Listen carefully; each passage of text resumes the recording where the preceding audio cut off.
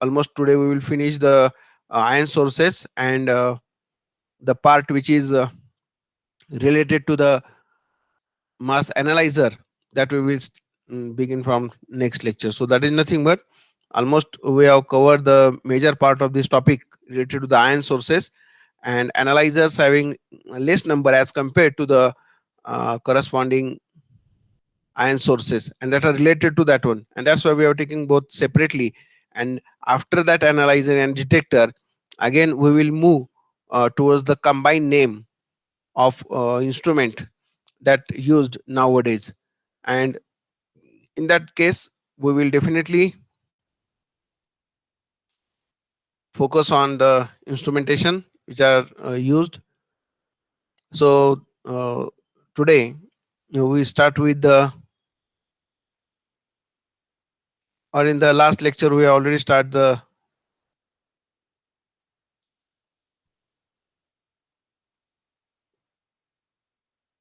atomic pressure ionization technique. In that we have seen the uh,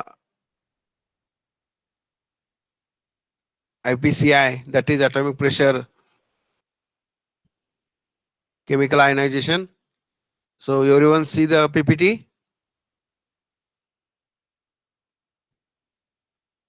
Can you see the Yes, sir. PPT? Yes, Okay. sir. So in that Yes, we sir. have observed now this is the only change on the basis of the source which I have used.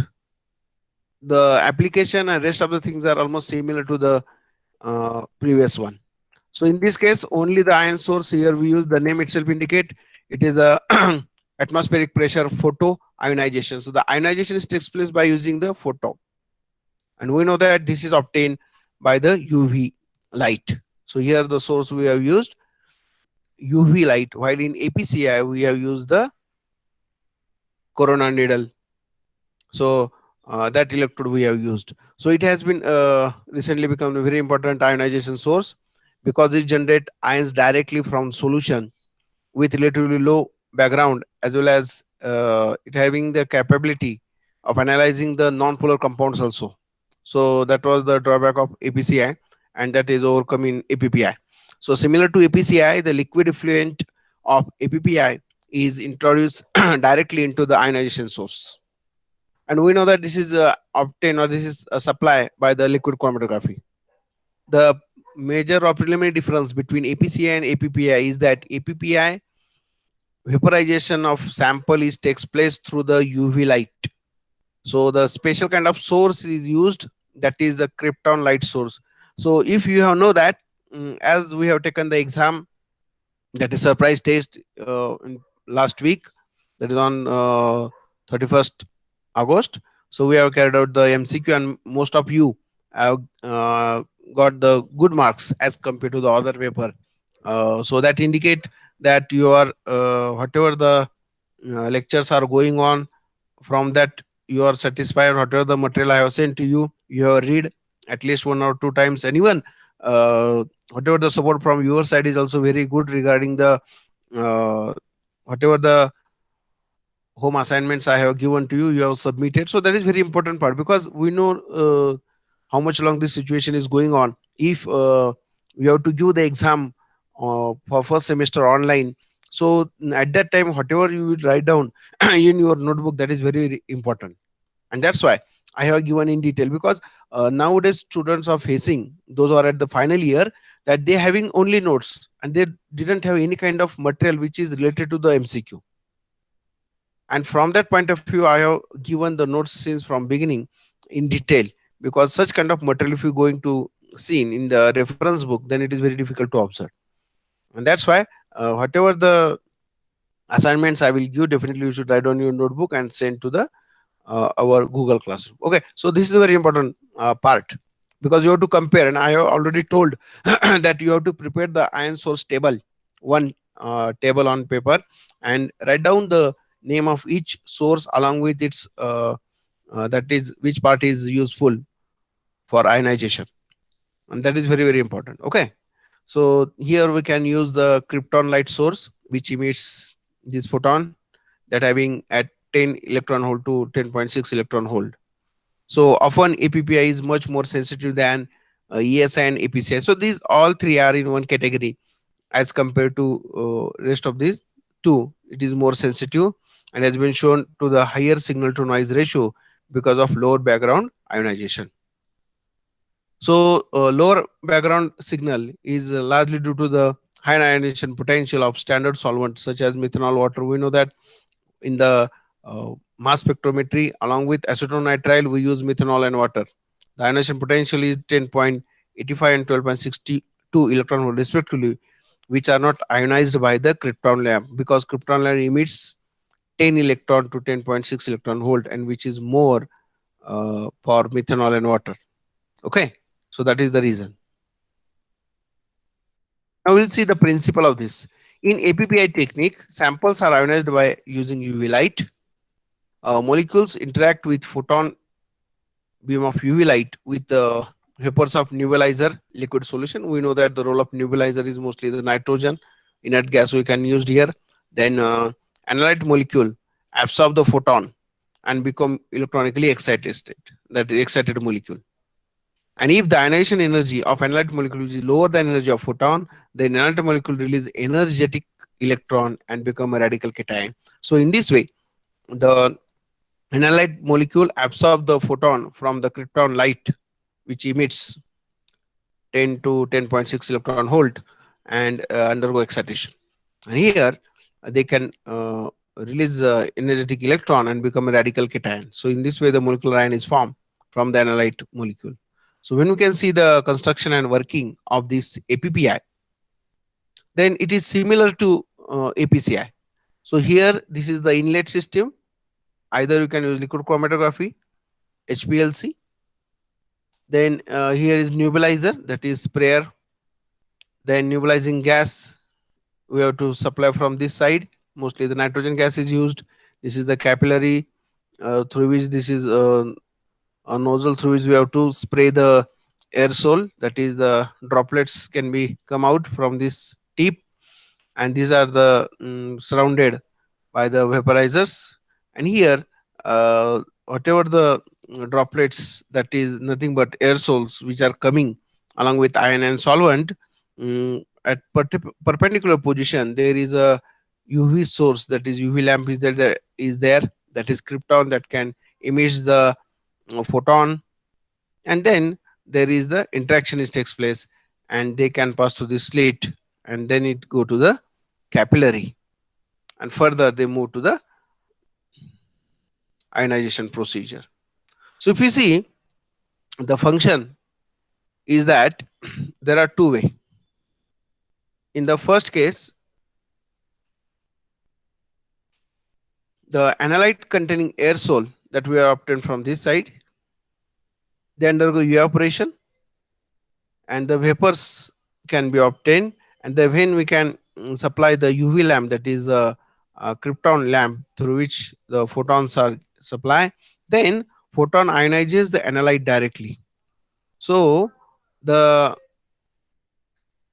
ionization of the analyte molecules takes place directly in this case, that is a direct APPI. While by giving the additionally dopant along with the UV light, dopant is photoionized first and then act as a reagent gas, that is the indirect process, or it is also called it as dopant uh, simply this is direct and this is indirect. So here we can add dopant. So dopant added, such kind of procedures there, and then both are going to the analyzer further. Further, these are the analyte ions are there, and they can be further accelerated towards the analyzer. So this is the actually working procedure that is happen over here. So there are two way. So we will see in that case. So first, the sample is mixed with solvent, that depend upon the which solvent is used, that increase the number of ions that are formed. Then liquid solution is vaporized with the help of nebulizing gas such as nitrogen, then enter an ionization chamber at atmospheric pressure, There, the mixture of solvent and sample molecules is exposed to the UV light from krypton lamp, and photon emits from lamp having specific energy level that we already told you, 10 to 10.6 electron volt. That is just right to the right for this procedure, and high enough to ionize the target molecule, but not high enough to ionize the unwanted molecule or solvent and air. So only analyte molecules can be proceed undergo ionization, and rest of them are uh, removed. So only the ions which are from analyte molecule, they are further go to accelerate to the mass analyzer. So this is the actually principle of this. So first we will look at what happen when just solvent and analyte molecules are exposed to UV light, that we can call it as direct APPI. While when we will see the uh, later on, that is the second part that I have already explained, that there is more complicated in such a case, that uh, dopant is added which act as a additive into the mixture, and that procedure is called as dopant assisted APPI. So it is an indirect APPI, this is the direct APPI. In the previous diagram we have seen what is the difference between direct and indirect, that is the dopant. So we are, in this case we have to just add the dopant. Now we'll see one by one.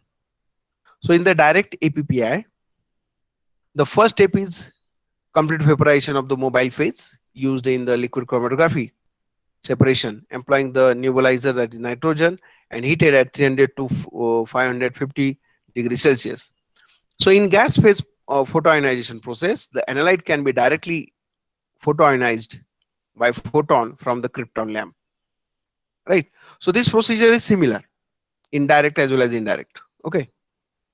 So that is already carried out. And then my minority of them will ionize directly by UV light, that is photoionization.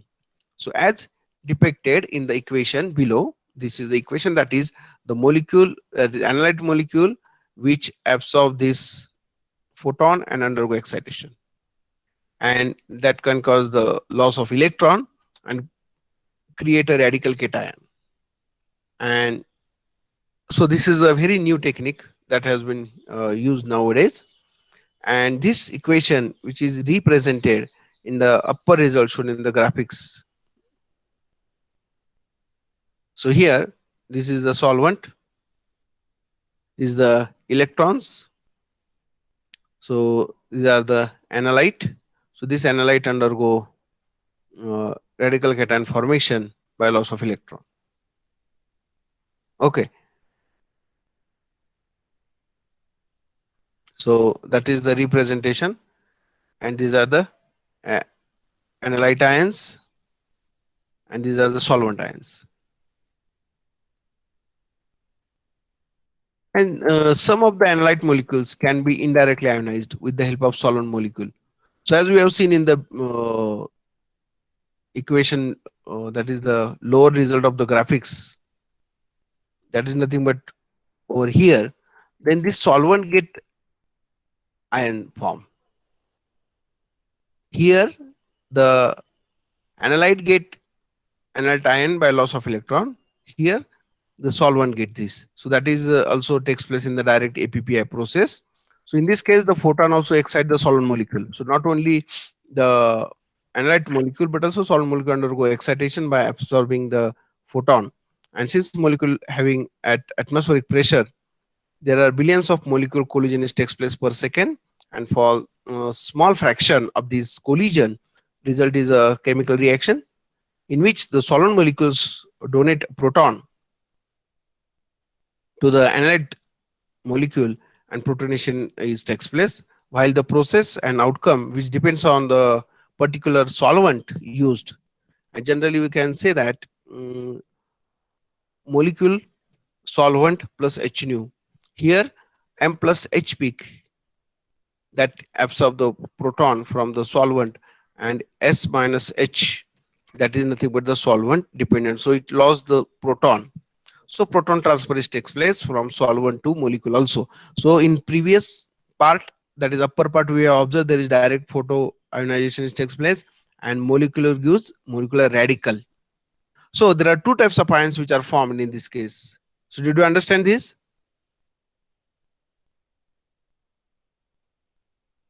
Yes or no?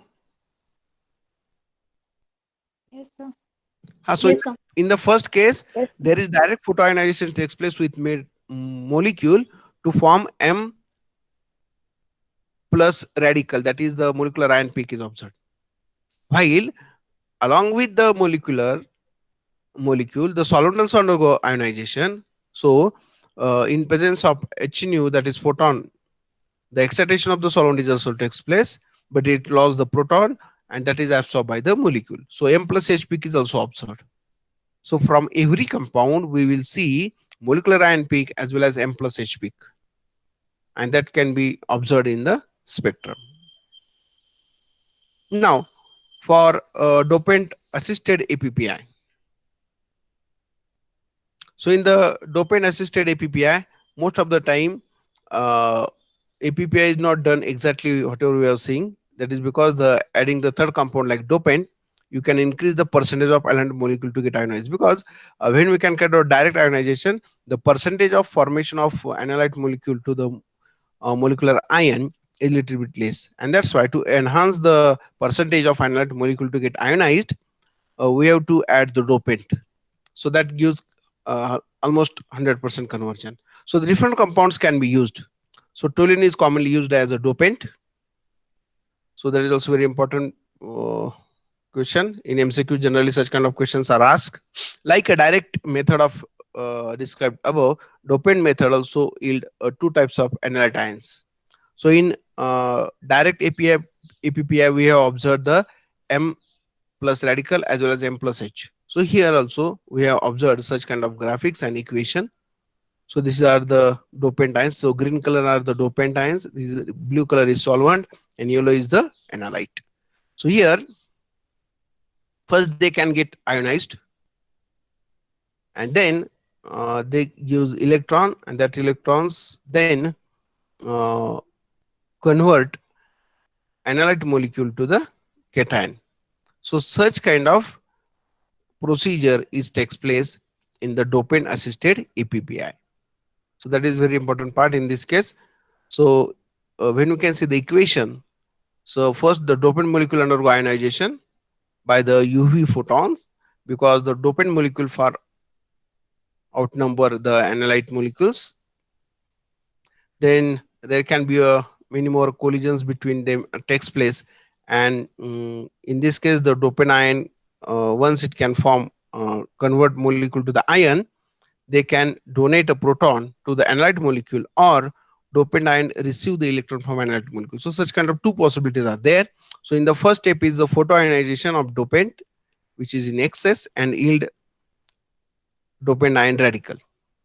So okay, so do you understand this? So when we can add a dopant, what will happen? The dopant absorb the UV photons and undergo excitation to form dopant ion radical and loss electron. So analyte molecule ionized by proton transfer from dopant or solvent. So dopant molecule ion radical react with analyte molecule. Analyte molecule take the proton from this, so we can get M plus H and D minus H radical. So similarly, the dopant ion radical ionizes the analyte molecule by electron transfer, that is charge transfer. So here now dopant ion radical is converted to the dopant molecule while analyte molecule is converted to the analyte radical cation. So either way result the ionized sample molecules. Again here we can get the two type of ions, that is molecular ion radical as well as M plus H ion. So again here we can get the two peaks similar to this. So did you understand what is the difference between these direct and uh, dopant assisted APPI? So that is a important difference between direct as well as dopant added or assisted APPI, that is indirect process. Now when we can see the application of this, it has the capability to ionize the compounds with a wide range of polarity. while being remarkably tolerant of matrix component of HPLC. APPI has been proved to be valuable tools to analyze the poorly ionized or not ionized by the uh, analyte molecules by ESI as well as APCI. In particular, APPI has shown to be able to detect the steroid hormones several and had proved to be much higher sensitivity than ESI. So it is mostly applicable in the natural product as well as pharmaceutical and proteins. This APPI is commonly used. The results indicate that APPI using toluene as a dopant provide the exceptional ionization capability for a broad range of compounds, and in particular for hormones and steroids. So mostly for natural product analysis, this technique is used. So in the proteins as well as in the natural product, this technique has been widely used now. So it can generate background ions from solvent also. That was the drawback that we already observed in the APPI process, that is direct as well as uh, dopant assistant. So it requires vaporized temperature range almost very high, that is 350 to 500, and at that temperature thermal degradation maybe takes place. So these are the two disadvantages of APPI, and even though it having certain disadvantages, but it is commonly used in the natural product analysis. Okay, so did you understand this APPI? So general questions ask either APCI or APPI. No doubt CI is also asked because chemical ionization both positive as well as negative, and along with these two they are very very important. Okay, so there are few ion sources are there that are commonly asked. If you see the previous year question paper, then you can easily observe that which kind of questions are asked. So did you understand this part? Yes, sir. Okay, Yes, sir. so now we will move the last ion source that are used nowadays, that is induced coupled plasma, and that mass spectrometry is called ICP-MS, that is induced coupled plasma mass spectrometry. So that is also very important, and this induced coupled plasma is coupled. Actually, be remember this is the ion source, and then rest of the thing is analyzer and detector, and this system is attached to MS, so it is ICP-MS. Whatever the ion sources we have observed till now, when we can attach a different analyzer, we have to add the name, then MS. Whether it is attached to atomic spectroscopy, whether it is attached to the uh, emission spectroscopy, whether it is attached to the mass spectrometry. So on the basis of requirement, whatever the ion sources are there, that are remain same. We remember. So only the analysis technique has been changed. That is, analyzer is changed and the name has been changed. And that's why whatever the basic requirement we have observed, that are having a same function. So whatever the almost 14 we have observed the ion sources, and we have covered almost all ion sources in this topic. Now, so induced coupled plasma mass spectrometry, it is a type of mass spectrometry which capable of detecting metals, several non-metals from elements from periodic table, and that's why it is very very important. At a time, we can find out number of elements, and we can find out the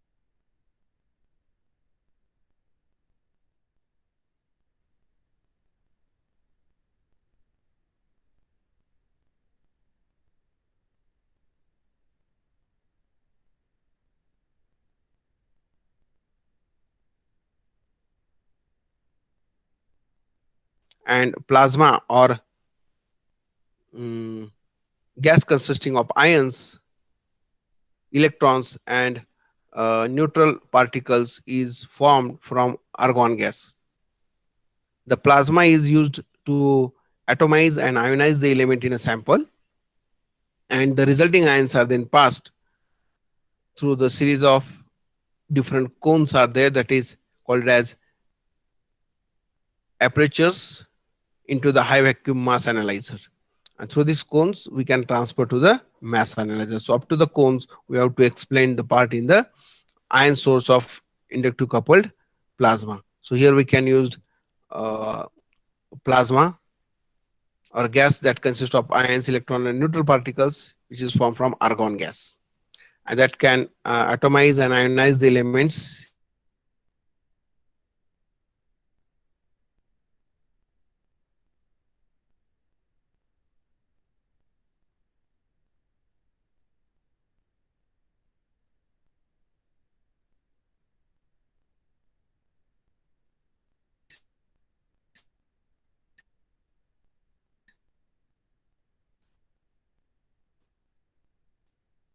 sample.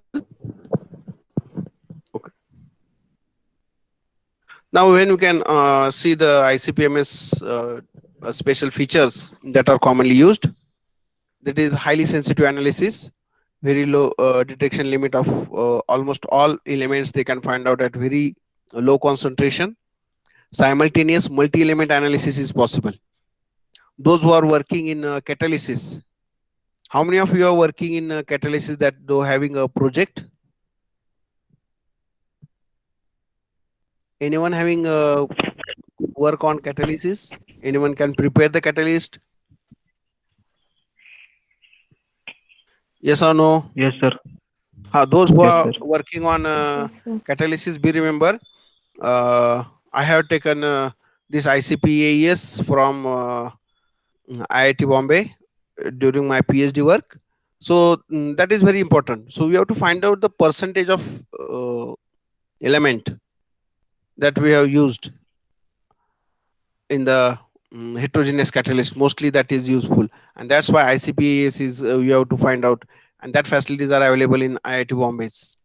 So such kind of thing is very useful, and at a time we can find out the, if you use more than one element, then whatever the percentage obtained, that I have used simultaneously, and that's why it is very very important part. ICP, that is ICP-MS, ICP-OES, ICP-AES. So such kind of induced couple plasma that is useful in the various analyzer technique that having a wide application. So that can be determined the qualitative as well as quantitative. That is nothing but by both qualitative as well as quantitative, from the graph we can find out how much percentage is there. As I have worked on copper, that I have find out the percentage of copper present in my catalyst. So by using ICP AES only, I have find out how much percentage of copper is present in my catalyst. And that's why such kind of technique you should apply in your project, even though you will prepare the non catalyst, or you will modify the catalyst, but at MSc level, at least you should apply a different technique for your project, because by using that technique only you should find out how that can be interpreted. That is, if you prepare new compound, then you have to take H1C13 along with IR, mass. So that is very important. Like that here also, if you carried out that new catalyst, then there is same TAME. Now FSM is already installed in our college, so you should take such kind of facilities is with you, so you can take that opportunity to take the analysis from our college also. So like that, qualitative as well as quantitative analysis is commonly useful by using this, and it is a very wide dynamic range of very fine digits also we can find out the percentage. Then isotope comparison is also possible in this case, and that's why it is having a very good advantages of this ICP-MS. Now we can see the principle of this: the liquid samples to form air solid nebulizer, that is a regular procedure. Introduction of argon to ICP torch is there, which is located in the center of radio frequency, that is coiled, is covered to this nebulizer for energy supply. Then reduces radio frequency field causes collision of argon atom and generating high energy plasma. So by this radio frequency, initially the argon is converted to the atom, and that can generating a high energy plasma.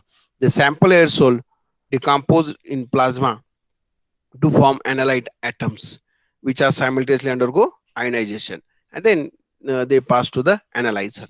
So here the ions extracted from the plasma into the mass spectrum region.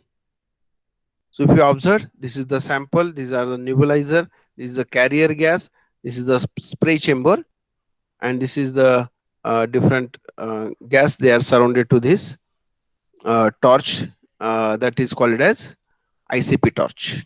Induced coupled plasma torch is there.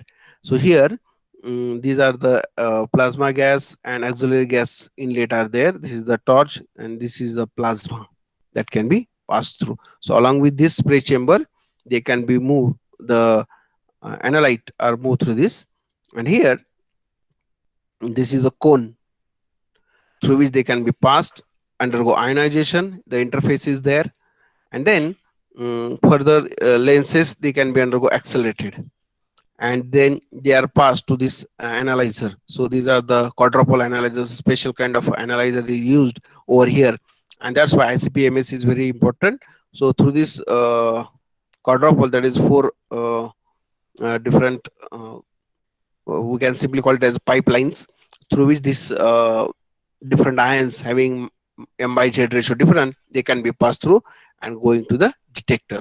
So this is the principle through which the work is going on for this ICP torch that can get, and this is surrounded, if you observe, this is surrounded by the radio frequency coil.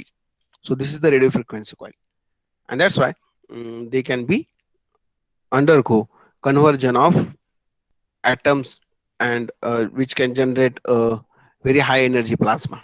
Okay, so did you understand how this can be work? So remember this diagram, this is very very important. There are so many diagrams are available. So this is one that gives the total idea. If you didn't remember, then it is very easy to know the these kind of words and write down the construction or working on that basis also. Okay, so did you understand how this is work? No Yes, doubt in sir. detail we will see one by one part in detail also. Now you can see the instrumentation part. Uh, just we have changed the uh, diagram.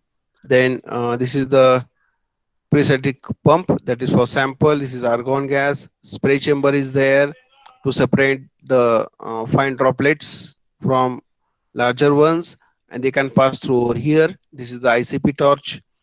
These are the capillary, and here this is surrounded by the radio frequency coil. This is the radio frequency coil, and this is the supply of radio frequency. Okay, so same diagram in a systematic matter, just we have to draw. Those who are not having difficulty to draw, then this diagram is also very sufficient to explain the part of this. Then metallic cones are there, that is sampler and skimmer cones are there. These are the two different cones. One is skimmer and other is sampler, and then that having under pressure, that is mechanical pump is there, so there is a reduced pressure is there. Then different lanes are there through which they can be accelerated, and then they are passed to the analyzer, that is quadrupole. These are the four uh, quadrupole, that is nothing but the four pipes are there through which these are passed and then go to the detector. So in this way, uh, through this mass filter, that is analyzer, they can go into the detector. So this is the instrumentation part of this. Now if you observe this aerosol, so generation of positively charged ions in the plasma, this is a sample aerosol that we observed over here. Did you understand? And then initially it is liquid, solid, whatever there is, they can be converted to the gaseous. They are converted to the atom through this atomization. It is vaporized by the aerosol by supplying the radio frequency coils, which is surround coiled by this capillary. This is way, and then here they can generate the positive ions. So ions can be generated from this. This is the just we have to elaborate this part, how the this look like actually. So this is the generation of positive ions, charged ions in the plasma. That is the vaporization, atomization, ionization. No doubt these are the four different way to form ions. So they are carried out simultaneously. First is vaporization, then atomization, then ionization, and recombination to form ions of different mass to charge ratio. Okay, so in this way the function is actually carried out over here. So did you understand? So this is the process, actually the instrumentation regarding ICP-MS.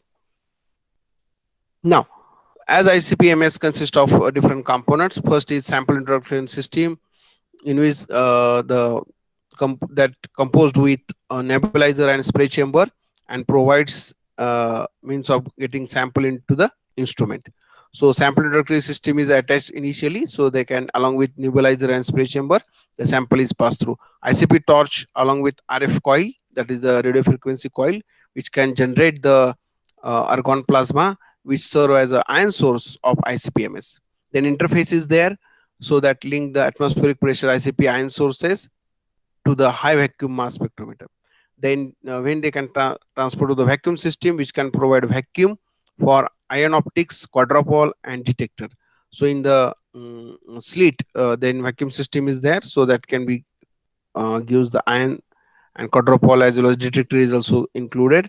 Then collision and reaction cell, that is one of the important part that proceeds mass spectrometer and is used to remove interfaces that can degrade the detection limit, which achieved its it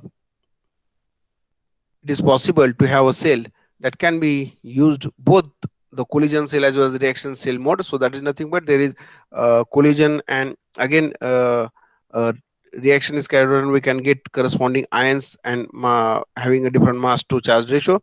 Then here mass spectrometer which act as a mass filter to sort ion by their different mass to charge ratio, and that can be pass through the quadrupole. So detector counts individual ions which are exist the quadrupole. So through this quadrupole, mass to charge ratio has been ions with having a different mass to charge ratio, that they can be passed and they can directly fall on the detector. So then this detector can attach to the data handling or system control computer, so they can control all aspects of instrumentation and data handling that obtain the final spectrum. So in this way the ICP-MS consists of different components, and they're having a working procedure.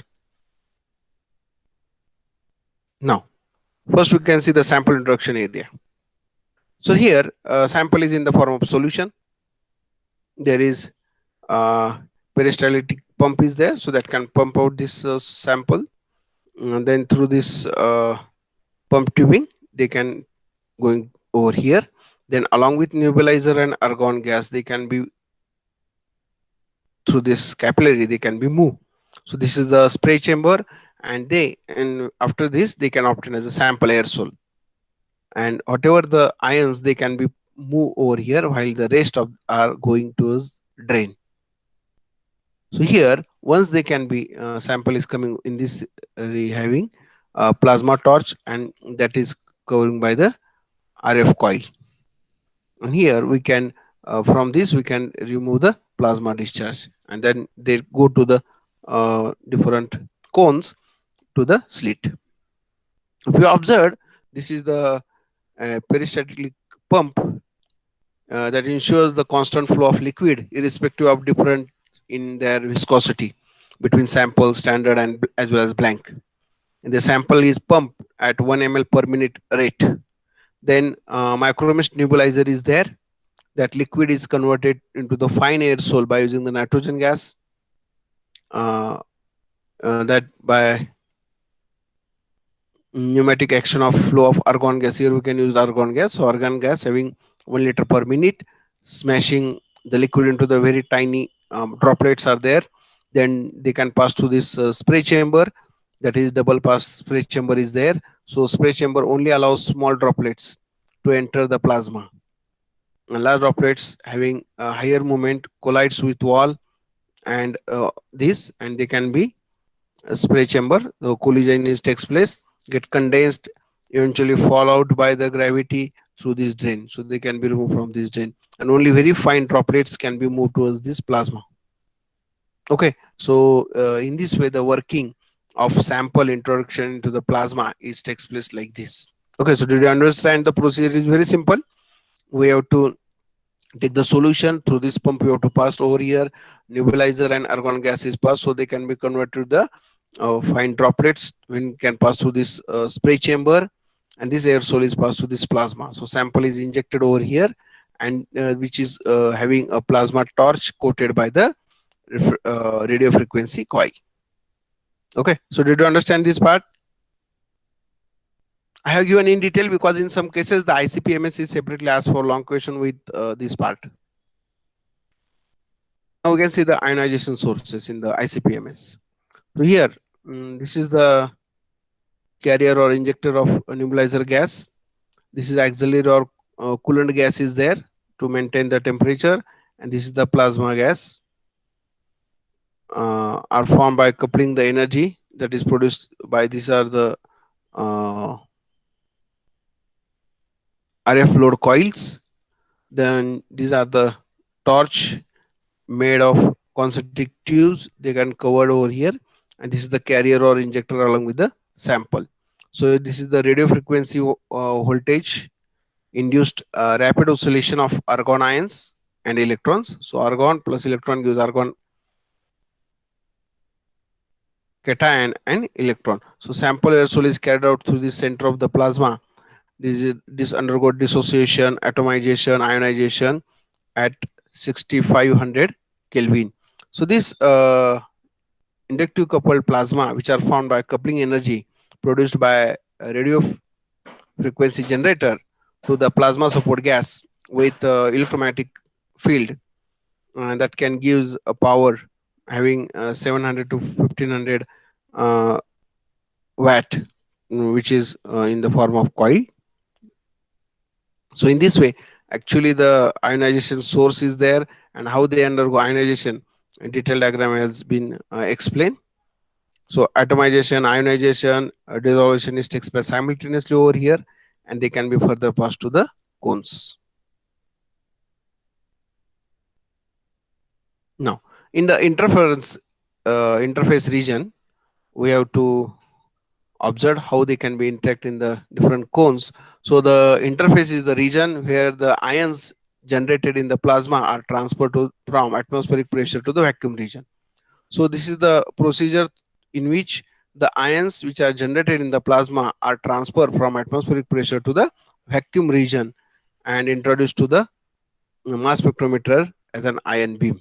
So in this section, that connect the ionizing the section at ambient pressure, the interface is the region where ions generated in the plasma and transfer from atmospheric pressure to the vacuum region, and that introduced the ion beam. So that is nothing but here the mass spectrometer having very high vacuum, 10 to minus 6 torr is there.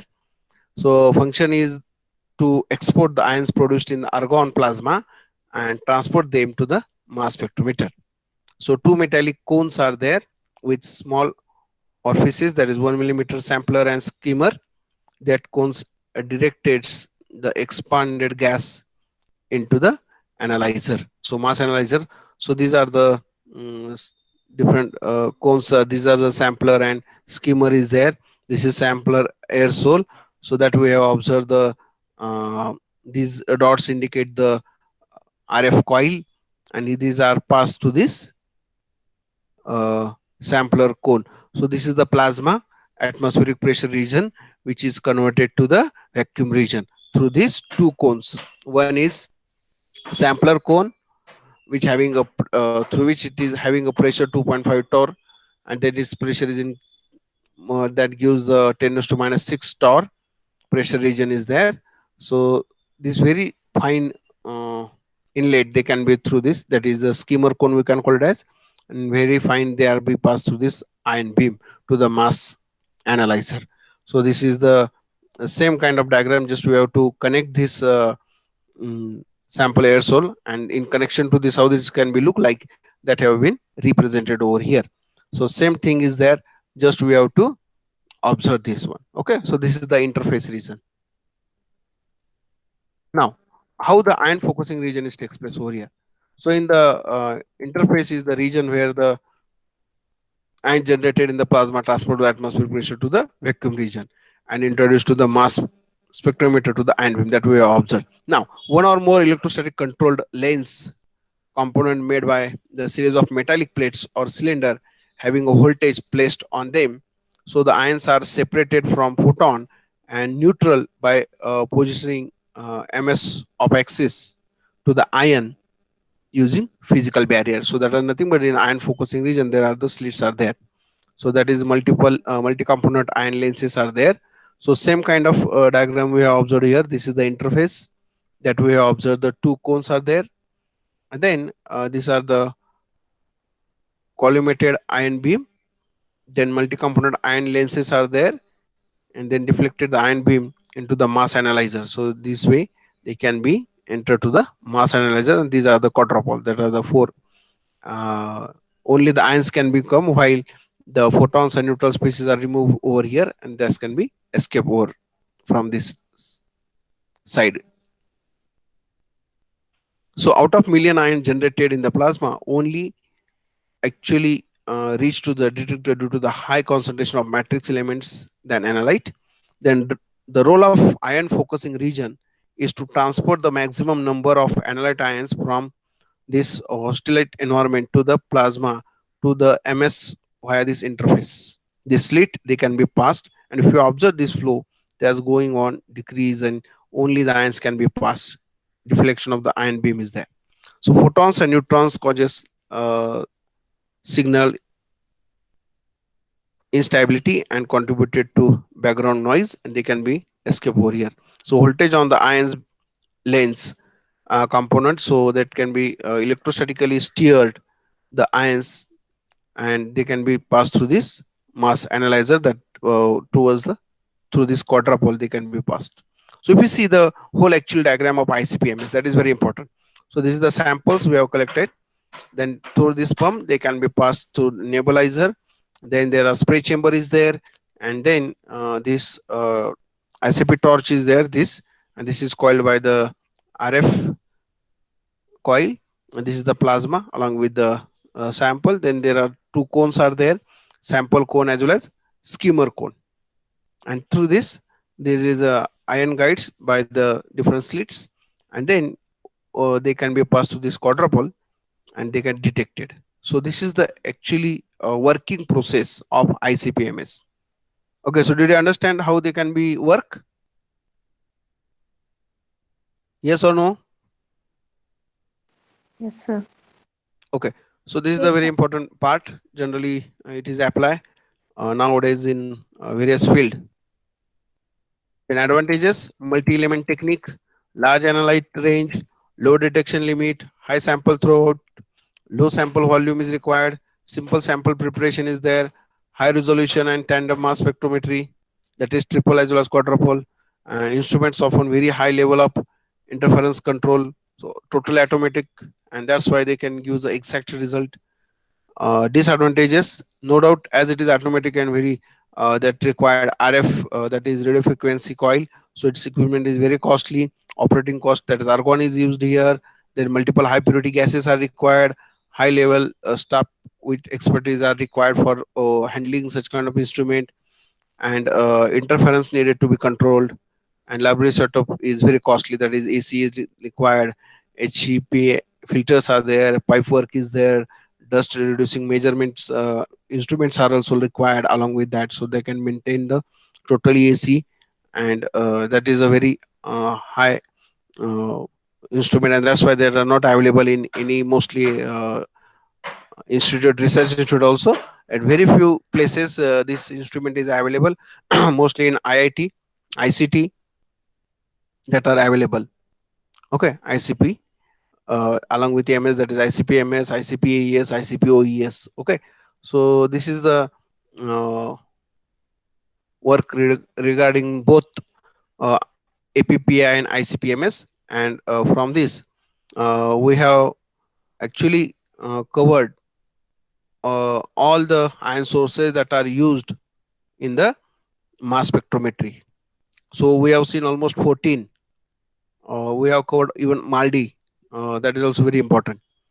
And along with that, now just we have moved up to the accelerating the whatever the ions, and now we can see how they can be analyzed. So only analyze part is left. So rest of the part we have covered. Now we will focus on the analyzer, how they can be work. Once we can move towards the analyzer, then they can go to the detector. So detectors are having very simple work. So analyzer part is very important. There are 6 7 analyzers are there that we will be focus on next lectures one by one, and then we can start the uh, meanwhile, if there is any kind of test, that we will definitely take, and if you have any kind of doubt, please ask which part you didn't understand. So on next lecture definitely we will discuss on that. So as far as the hello sir. huh sir हे कळलं ह्याच्यात नाही काही problem. But sir problems पण असणार आहेत का सिलेबसला? नाही, नाही. एक लक्षात घ्या. आत्ता आपण सगळं इन्स्ट्रुमेंटेशन पाहतोय. मास स्पेक्ट्रोस्कोपी जी आहे, स्पेक्ट्रोमेट्री ही तुमच्या पॉइंट ऑफ व्ह्यूनी हा इन्स्ट्रुमेंटशी रिलेटेड आहे. आता तो जो तू म्हणाली तो पार्ट हा त्याचा ऍप्लिकेशन म्हणजे आता आपण काय पाहतोय, आता आपण सगळं इन्स्ट्रुमेंटेशन पाहतोय. बरोबर आहे. आणि हे झाल्यानंतर त्याचं जे काय ऍप्लिकेशन आहे, जे आता ऑर्गॅनिक पॉइंट ऑफ व्ह्यूनी तू म्हणाली तर प्रॉब्लेम आहेत का? बरोबर आहे. कारण तो त्याचा ऍप्लिकेशन आहे. काही ठिकाणी आपण इलिमेंटचं अनालिसिस करतो. आता जसं ICP-MS मध्ये पाहिलं आपण, percentage of element find out करतात.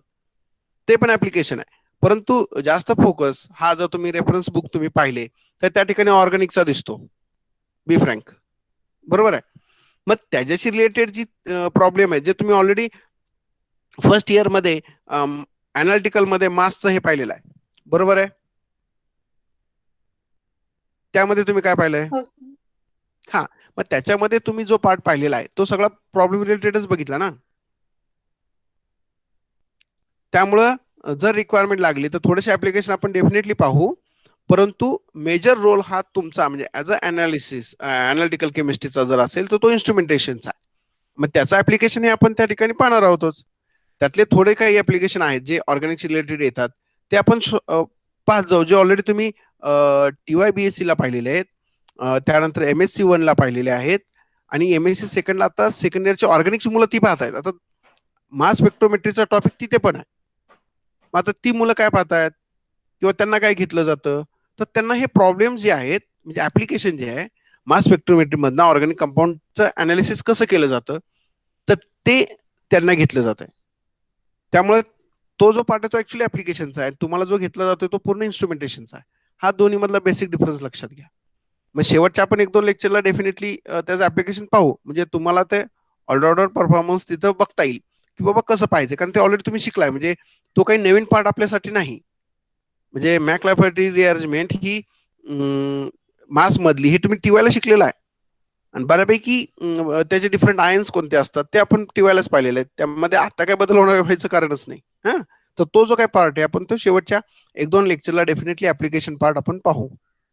पण तुम्ही म्हणताय तसं आपला फोकस हा इन्स्ट्रुमेंटचे आयन सोर्सेस, त्याचे अनालायझर, त्याचे डिटेक्टर कोणते वापरले त्याच्यावर राहणार आहे. अजून काही शंका? Okay sir. नाही सर, ओके. नाही सर. ठीक आहे. मॅडम मी जॉईन झालेत. मॅडम पुढं लेक्चर कंटिन्यू करतील. मी आता या ठिकाणी थांबतो. Okay. Thank you. Thank you sir. Thank you sir.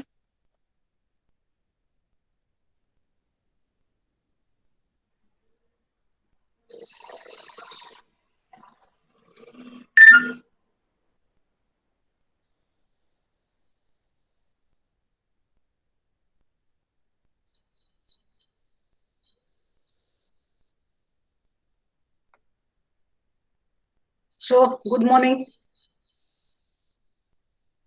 Good morning ma'am. Good morning ma'am. आवाज येतोय? हा, येतोय मॅम. हो ma'am. Am I audible? Yes ma'am. Okay. So, see, today is our last lecture on this topic. Okay. That is acid-base equilibria, the topic we have started from the very first lecture. And today we'll be concluding that. It is very interesting to know some part of chemistry directly related to the physiology of body or metabolism in body. And so that way this is a very applicative part.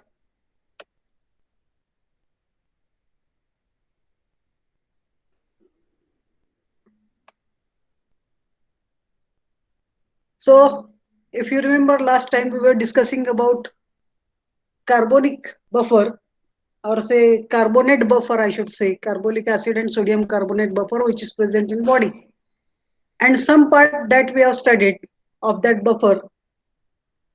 Let us now move to the next point, how kidney is useful in maintaining pH of blood.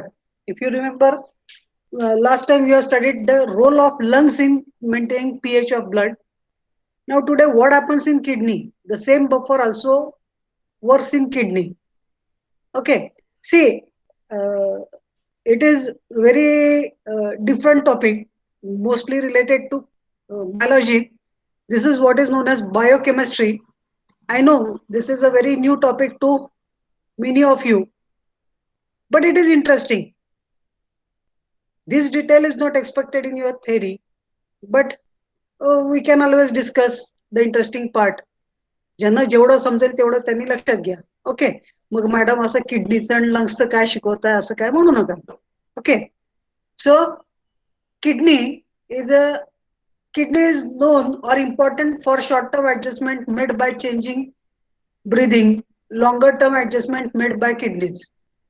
Short term adjustment are made by breathing म्हणजे lungs temporary adjustment करतं, पण permanent adjustment करण्यासाठी what is important is kidney. Remove excess of acid. Acid means H plus ion or bases, that is bicarbonate ion in the urine, and keep bicarbonate concentration in the blood normal. The very first function of kidney is to maintain the pH of blood, that is the concentration of H plus and OH minus ion in the blood normal. And for this reason, kidney works with carbonate buffer.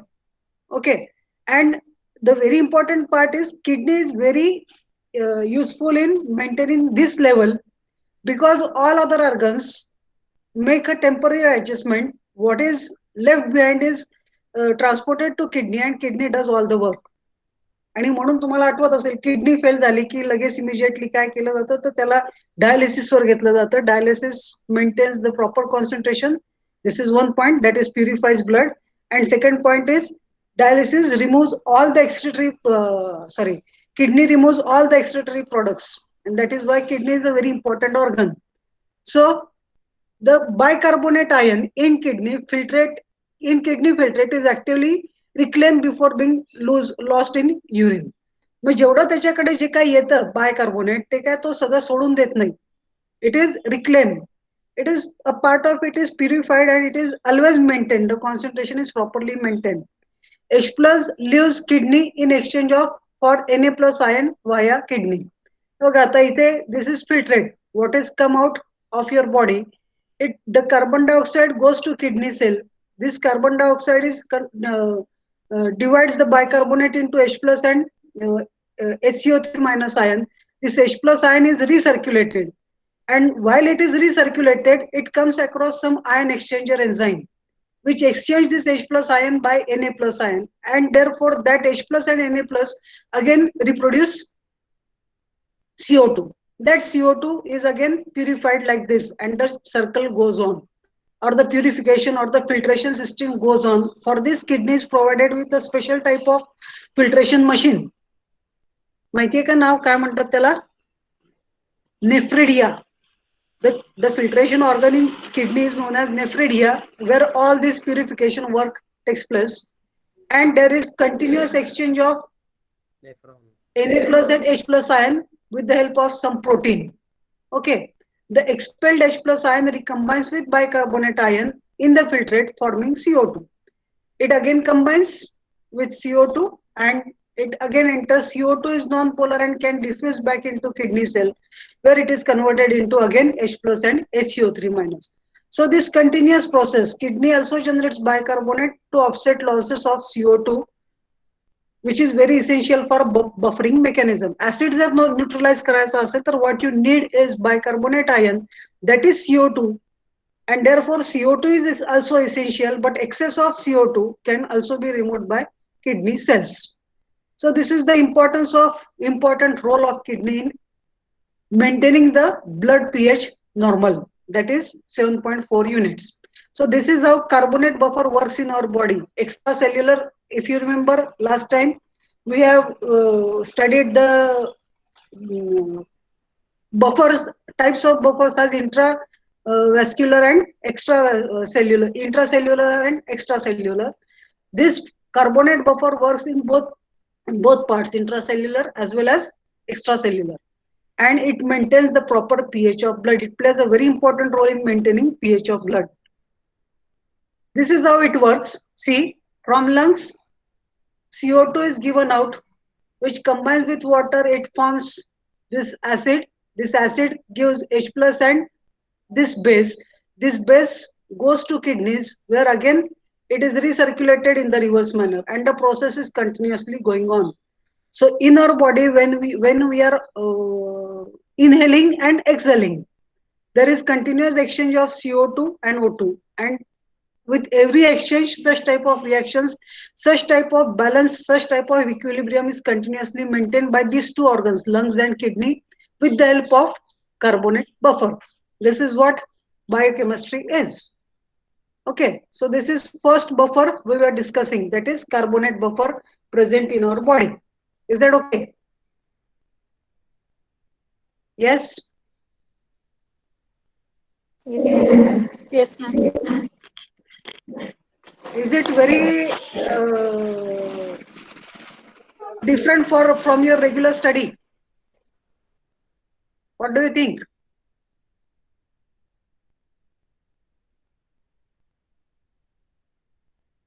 समजतंय का काय बदल करायचा आहे कसं आहे? No, ma'am, it's fine. It's okay na? Okay, fine. So let us move to the next type of buffer, and that is well, what are the outcomes of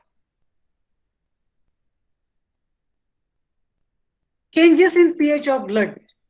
If the buffer is not properly maintained, then there is a possibility of change of pH of blood.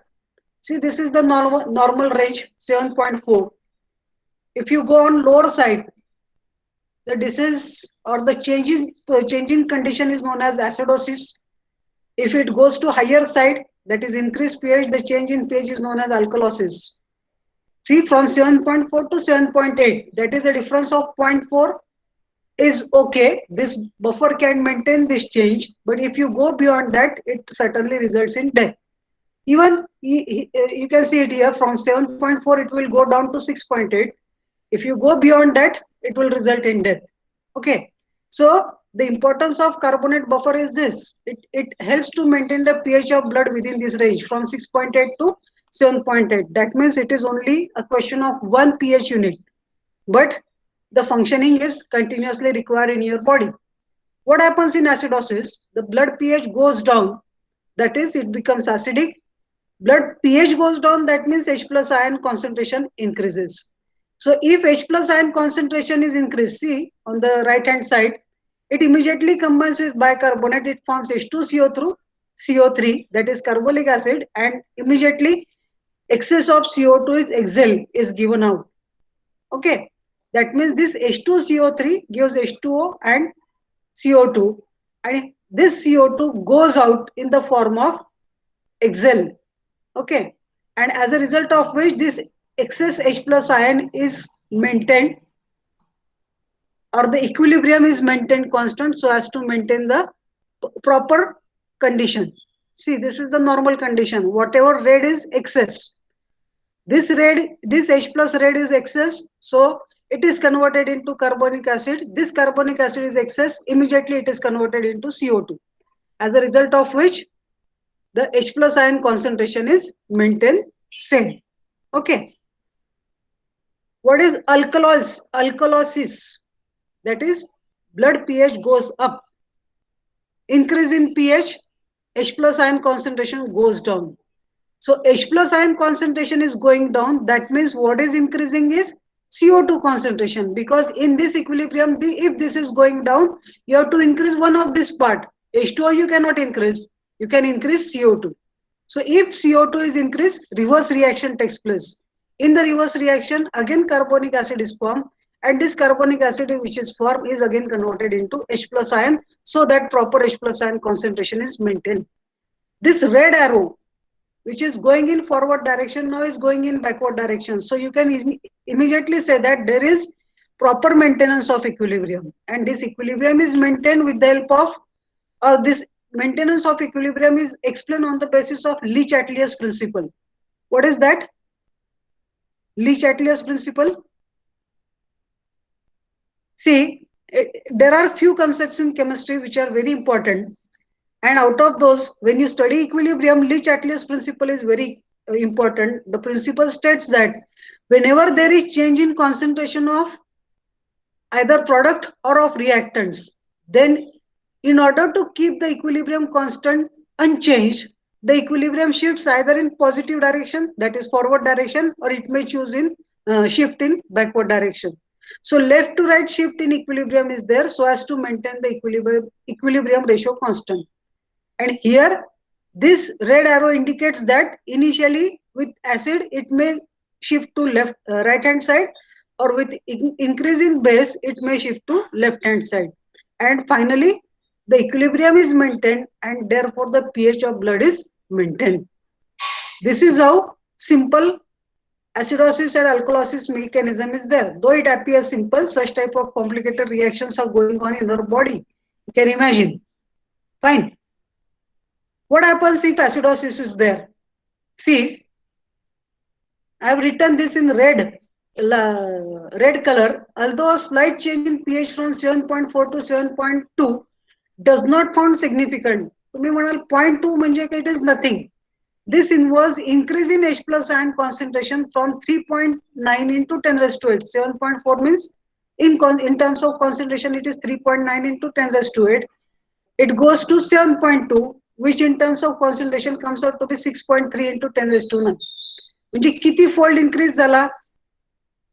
It increases from 3.9 to, forget about 10 raised to minus 8, it is common. 3च्या दुप्पट 6 झाले.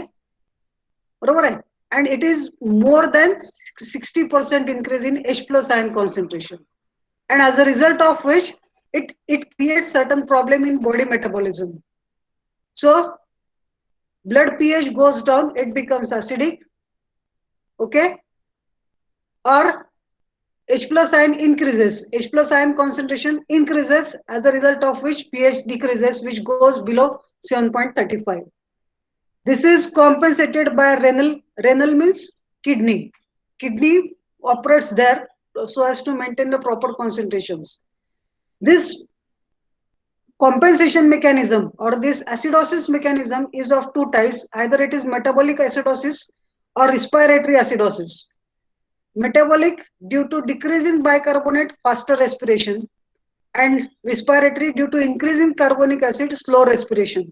मग बऱ्याचदा आपला pulse rate वाढतो किंवा pulse rate कमी होतो. Oxygen saturation वाढतं किंवा ऑक्सिजन सॅच्युरेशन कमी होतं. Okay, it results in the respiration rate, धाप लागायला लागते किंवा मग स्लो श्वास मंद होतो, नाडी मंद होते, नाडीचे ठोके कमी होतात असं पण म्हणतो. The reason is the percentage of or the concentration of CO2 increases, and as a result of which the equilibrium shifts to right hand side. This is what happens in acidosis. Okay.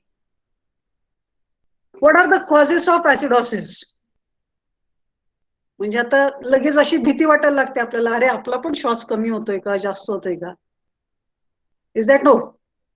So it is observed in uncontrolled diabetes, which is called as diabetes mellitus, where such type of acidosis is main observation. Then starvation diets, खूप उपवास करणे किंवा उपाशी राहून कष्टाची कामं करणे. High protein low fat diets.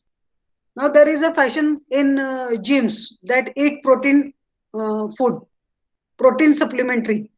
But with that protein supplementary, it is very useful to give to take a proper diet.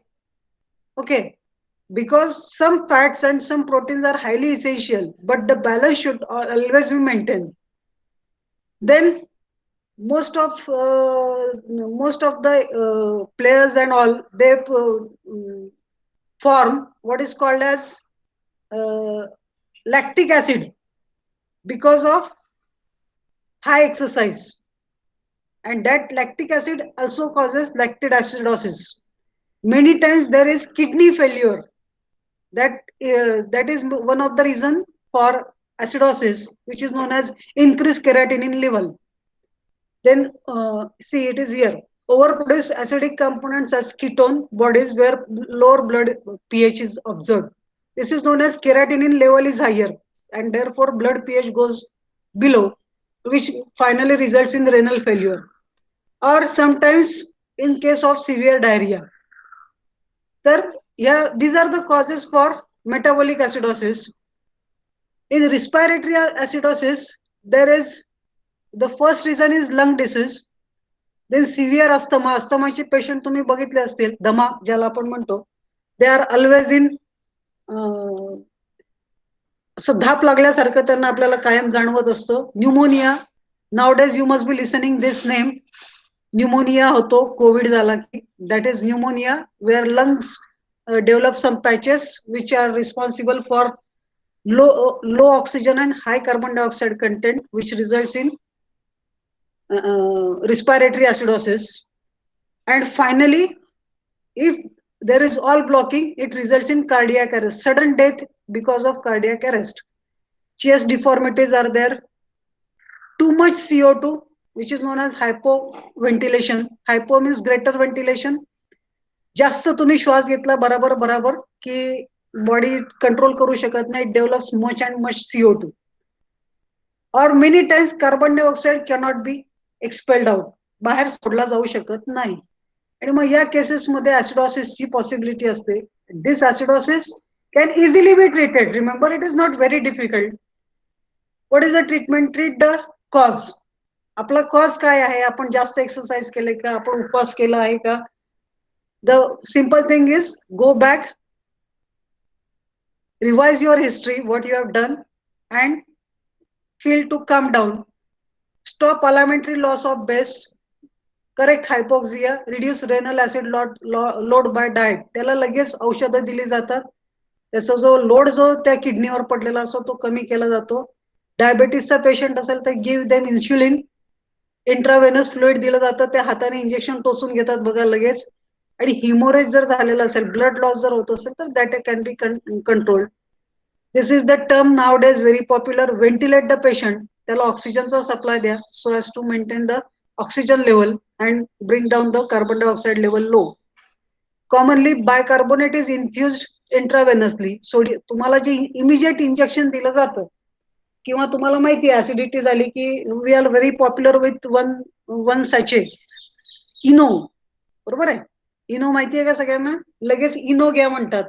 पाण्यात टाकायचं आणि घ्यायचं. काय होतं? इमिजिएटली आपल्या पोटामध्ये तो एक बेस जातो आणि तो बेस काय करतो? ऍसिडला न्यूट्रलाइज करतो. Like this CO2 plus H2O, it maintains the proper level and the acidosis can be recovered. Though it is not a very big problem, it may turn out to be fatal if you cannot control it in time. The same thing is true with alkalosis. In acidosis, pH decreases. In alkalosis, pH goes up. That is, H plus ion concentration increases and pH goes up greater than 7.45. 0.4 is your normal. 0.45 पर्यंत तुम्ही tolerate करू शकता. After that, you can observe the problem. Again, see the same equilibrium is here. Initially, it was the problem of increase in H plus ion concentration. Now, the problem is decrease in H plus ion concentration. So now, what the body should function? The body should function in order to maintain the H plus ion concentration to increase. And as this has to increase, H plus ion जर concentration वाढवायचं असेल तर काय, कुठल्या बाजूला गेला पाहिजे तुमचा इक्विलिब्रियम? तो राईटला शिफ्ट झाला पाहिजे. मगाशी कुठे शिफ्ट झाला होता? लेफ्टला शिफ्ट झाला. Okay. So respiratory alkalosis due to decrease in carbonic acid, faster respiration. CO2 decrease होतो, त्याच्यामुळे बॉडीला ऑक्सिजनची CO2 आणि ऑक्सिजनचा बॅलन्स लागतो. तो लागतो म्हणून तो फास्ट रिस्पायरेशन करायला लागतो. Hyperventilation. तुम्ही जर व्हेंटिलेटर जास्त वेळ ठेवला तर this problem can be created. That is alkalosis. और इफ यू आर अनेमिक, HBचं कॉन्सन्ट्रेशन कमी असेल तर that also causes alkalosis. Metabolic also alkalosis can be due to severe vomiting. उलट्या झाले की आपल्याला ते थोडंसं जाणवतं, ज्याच्यामध्ये रेस्पिरेशनचा रेट कमी होतो. Again treatment is same. Maintain the proper level of carbon dioxide and H plus ion, that is carbonate buffer in your body, so that the pH changes can be nullified. See, this was the part I have discussed in detail, because because I wanted to stress on the importance of chemistry in body metabolism. Fine. And बऱ्याचशा मुलांचं असं impression असेल की अरे हे काय आपल्याला कसं आता माझं व्हायचं, मला तर काय हे आवडत नाहीये किंवा मला तर काय हे जमत नाहीये. So remember that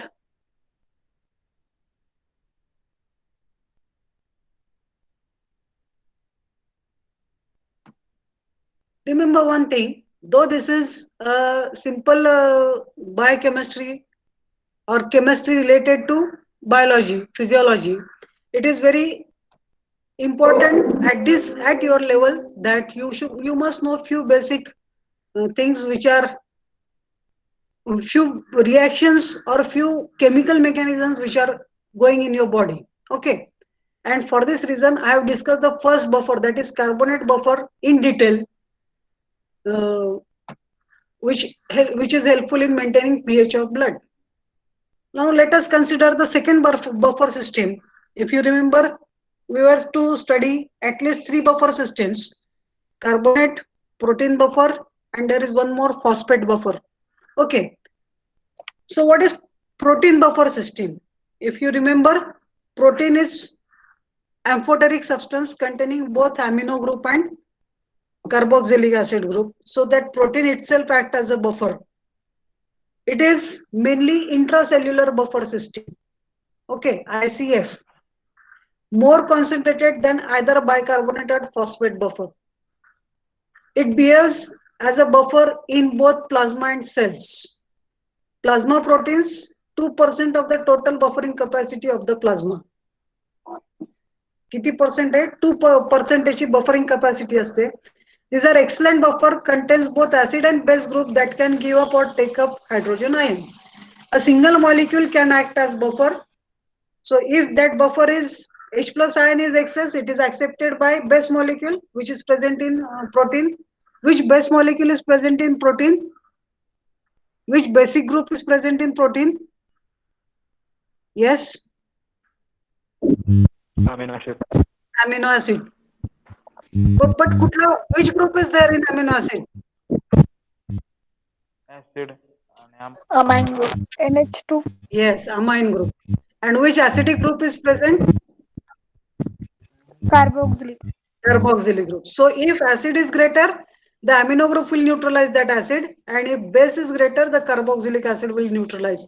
So this protein buffer is a very excellent buffer. The ability of proteins to serve as buffer depends on their amino acid composition. Ionizes for example, in histidine, the imidazole group, if you remember last time I taught you this, imidazole group in protein histidine is the most effective contributor for protein buffer. Okay, mainly histidine plays a very important role in maintaining constant pH in many parts of your body. Okay, one example of protein buffer is hemoglobin buffer system. सगळ्यांना माहिती आहे HB, आणि आपण फार conscious असतो HB एवढं आहे, सो I am healthy, HB कमी झालं, हे शब्द तुम्ही नेहमी वापरत असतात. मग त्याचा इम्पॉर्टन्स काय आहे बघा. टिश्यू मध्ये there are two parts, blood plasma, okay, where there are RBCs and there is this fluid किंवा tissue cells which are WBCs और व्हाईट सेल्स. हा इथे तेवढा डिफरन्स इथे दाखवलेला आहे. Okay, what happens? Hemoglobin is the most important protein buffer. Transport of oxygen from lungs to peripheral tissue and transport of carbon dioxide from tissues to lungs for exhalation. Hemoglobin plays important role in these two parts. काय?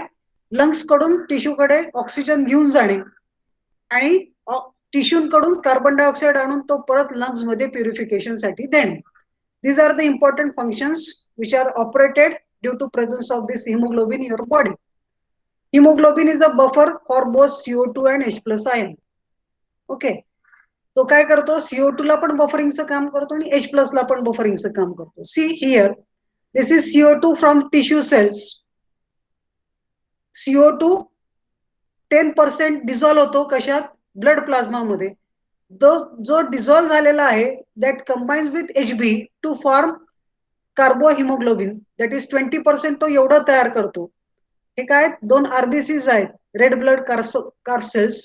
हा CO2 dissolve झाला त्यांनी H2CO3 तयार केला. H2CO3 ने काय केलं it releases again H plus ion and SCO3 minus SCO3 minus okay. आणि हा जो H प्लस आयन कंबाईन झाला हा हिमोग्लोबिन बरोबर परत रिकंबाईन होतो आणि तो परत टिश्यूकडे जातो. Okay. So at the tissue level HB binds to H plus ions and helps to transport CO2. म्हणजे इथला CO2 तुमचा आरबीसी मध्ये आला आणि आरबीसी मधनं त्याचं कशात कन्वर्शन झालं it is converted into H plus which is again transported to tissue. So HB binds to H plus ion and helps to transport CO2 as bicarbonate ion with a minimum change in pH. That is isohydric transport. Iso means same, hydric means hydrogen concentration. So by maintaining the constant hydrogen concentration, so the name is isohydric transport, CO2 and H plus ion are properly maintained due to presence of HB in your proteins. Okay. In lungs HB combines with O2. आता हे झालं sales मध्ये. Lungs मध्ये काय होतं HB haemoglobin combines with oxygen. H plus ions are removed and combined by carbonate ions to form carbonic acid which dissociates to release CO2. म्हणजे lungs मधून जो release CO2 आहे तो परत येतो इथनं तो परत येतो त्याचं H plus मध्ये कन्वर्शन होऊन तो परत ट्रान्सपोर्ट होतो. And in this manner the protein buffer system or the hemoglobin buffer system works on the function of purification of carbon dioxide to oxygen and again from oxygen to carbon dioxide. This is continuously circulated with the help of this hemoglobin buffer system and therefore it is very important. If HB percentage is below normal, actually normal has again very definitions. It depends on the person's history, but still proper maintenance of HB percentage therefore very important in your body so as to continue with a healthy body mechanism or body metabolism I should say. So this is protein buffer system. म्हणजे मी आता तुम्हाला carbonate buffer मध्ये ब्लडचा pH चा relevance सांगितला. Protein buffer मध्ये हिमोग्लोबिनचा importance सांगितला. Okay. So let us now move to the third buffer system, that is phosphate buffer system. Phosphate is phosphoric acid plus sodium phosphate. Okay, in the language of chemistry it is the mixture of phosphoric acid H3PO4 and sodium phosphorate that is Na2HPO4, and the combined system is known as phosphate buffer system. It is intracellular buffer system. It is less important is in plasma because there is very less concentration of phosphate in plasma. The system is like this: H2PO4 minus, if you remove sodium it will form NaH2PO4, that is H2PO4 minus, and it releases H plus ion and HPO4 2 minus. So this is base part and this is acid part of the phosphate buffer.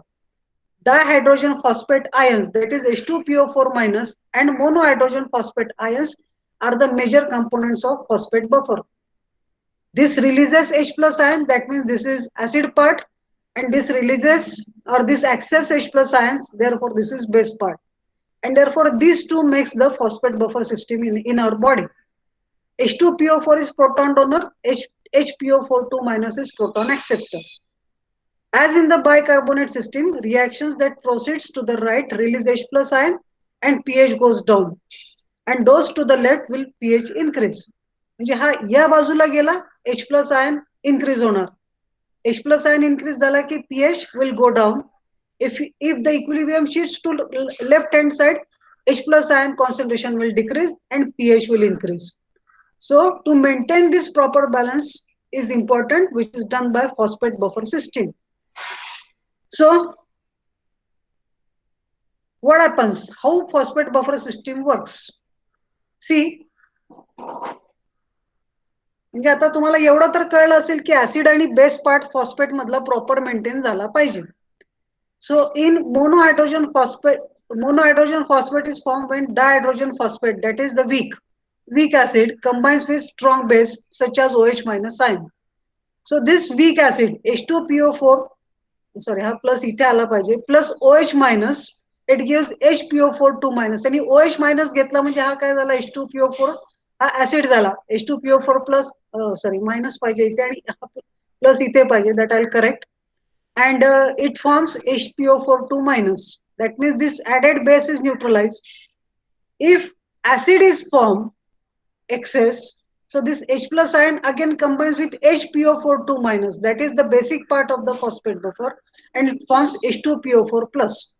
And this H2PO4 plus, which is dihydrogen phosphate, and this HPO4, which is monohydrogen phosphate, is responsible for maintaining or for neutralizing the excess acid or excess base present in your body.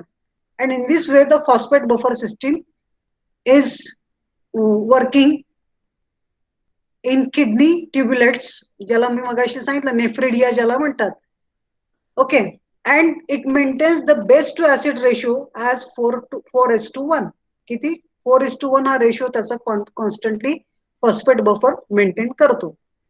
The extracellular environment हे झालं किडनीमध्ये. In the extracellular environment sodium hydrogen phosphate that is Na2HPO4 and sodium dihydrogen phosphate that is Na2PO4 act as important buffer constituents. This happens in intracellular part of your body, and in extracellular part either sodium or potassium hydrogen phosphate are very important parts, and therefore for this reason proper maintenance of electrolyte balance in your body is very important, because electrolyte gives these ions Na plus or many times K plus. K plus is present in the cell. Inside the cell हा extra cellular मध्ये sodium important असतो, आणि inside the cell म्हणजे intracellular is potassium hydrogen phosphate or potassium dihydrogen phosphate are very important. And for this reason ज्याला आपण म्हणतो की मीठ पाहिजे किंवा साखर पाहिजे, इलेक्ट्रोलाइट कमी झाले की आपल्याला लगेच साखरेचं पाणी दिलं जातं. It maintains the electrolyte balance in your body, which finally results in proper working of the buffer system in your body. Okay, सगळ्यात महत्वाचं तुम्हाला, if you know many of the food materials which are very important, आपल्याला अगदी लहानपणापासून सगळेजण सांगत येतं रोज एक केळ खाल्लं पाहिजे, रोज एक सफरचंद खाल्लं पाहिजे वगैरे. Well, this is because fruits directly gives you all these constituents which are necessary to maintain the proper balance of buffer system in your body. So this is all for today's lecture, that is buffer systems. Finally, we are at the end. These buffer systems are taken from many of these books, which are mainly biochemistry books. And biochemistry books are, I'll stop presenting. Open your videos if possible, so that we can discuss the topic once again.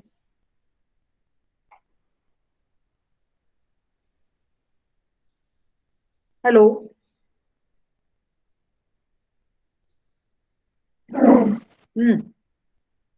कुठे बाकीचे?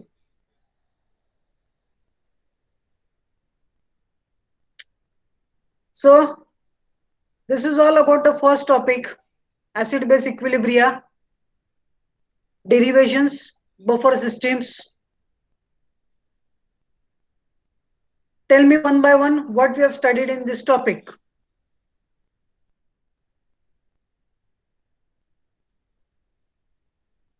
कुठे गेले सगळे?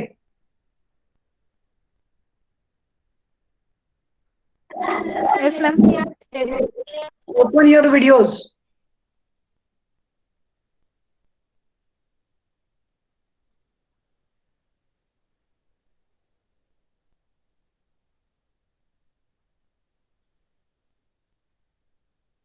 Last time I have told you that this will be the last lecture and it will be a sort of revision. So let us revise the points that we have discussed till now. Okay, what we have studied till now in this particular topic? Acid-base theories. Acid-base theories. Yes. pH. pH. पुढे आनंद. Henderson. Henderson's equation. Very good.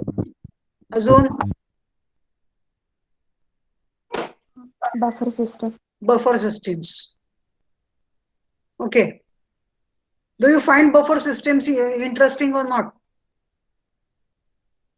Yes, ma'am. Yes.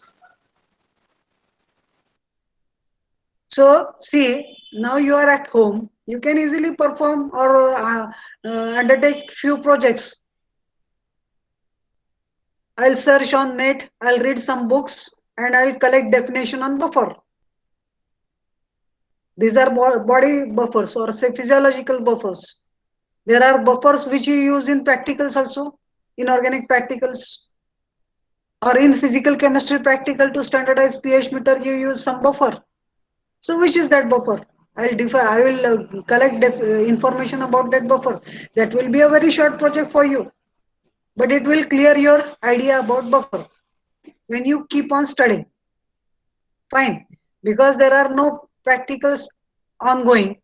You can spend your time, practical time, in collecting this all this information, isn't it?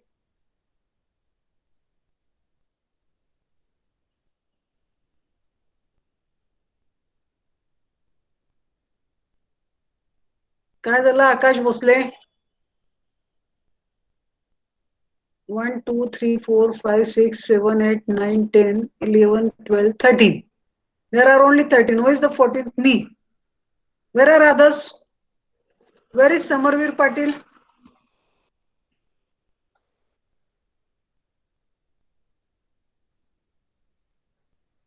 Yes.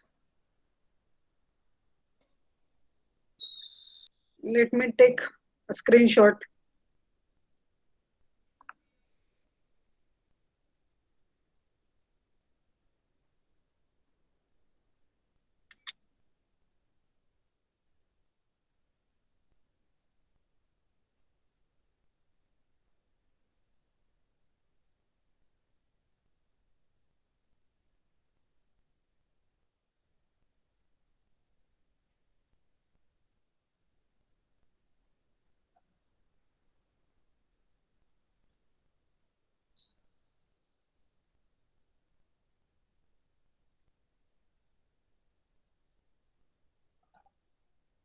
Yes. How many of you have solved the question paper, the test, online test last Monday?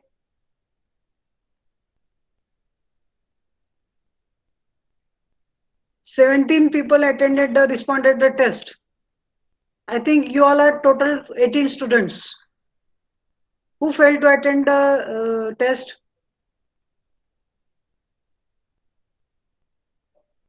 कोणी दिली नाही रे test?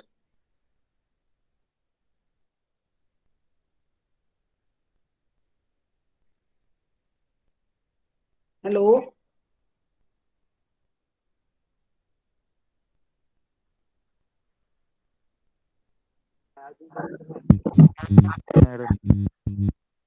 काय म्हणतो आनंद? 17च येते म्हणजे total 70. दोघांनी admission घेतलं नव्हतं ना माग. 17 आहे. 17चे 17 मुलांनी दिले. येस. मायक्रोफोन अनम्यूट करा, व्हिडिओ ऑन करा. Let us discuss for 5 minutes and then it will be over.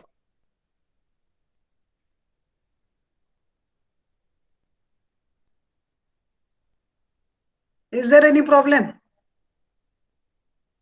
No, ma'am. How was the test, Anupama? Yes, ma'am. So it was good. The questions are very simple. Yes. You don't expect such type of questions in NET, SET or GATE, na? Yes. Yes. So how will you prepare for that? Because it was a surprise test, it was to be set in easy. It was set to be for all students, but those who are opting for higher studies, it will be a slight difficult, na? Okay.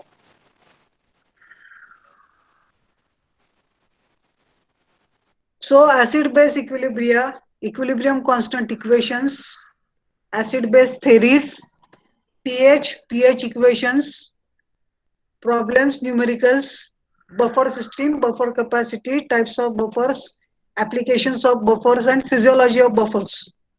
These were the topics we have covered till now. Okay. From my point of view, this is okay for you. I have given a book, that is GD Christian. Refer that book, prepare your notes, and the assignment on today's lecture I'll post in 1 or 2 days. Submit the earlier assignment before that. I think last time you requested for extension of date. So now there is no problem in submitting the earlier assignment so that I can give you the last assignment. Fine. Okay. बरं, हे सोडून दुसरं कोणाला काही problems आहेत का?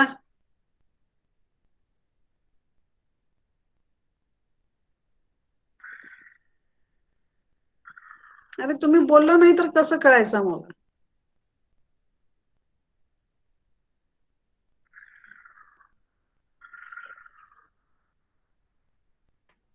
Yes. No doubt, madam. आवाज येत नाहीये मृत तुझ्या.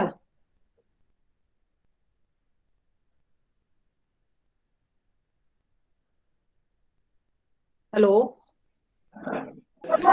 No, ma'am, doubt. No doubt. Everything is set. The topic is ready. Is that सो?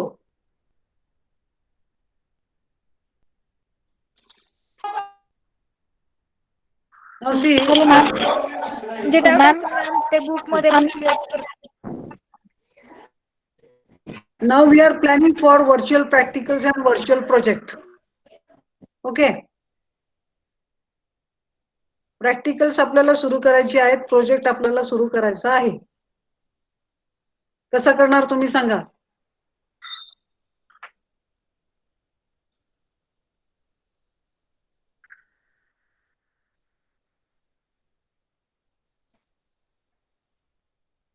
लिहायला सांगितलं.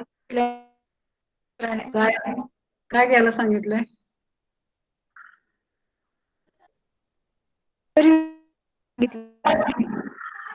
नाही, आवाज कट होतोय.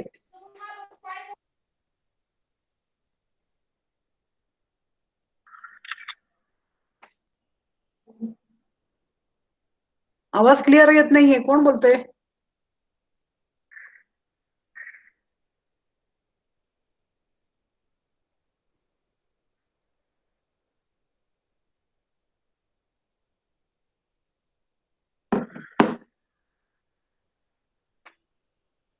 हॅलो.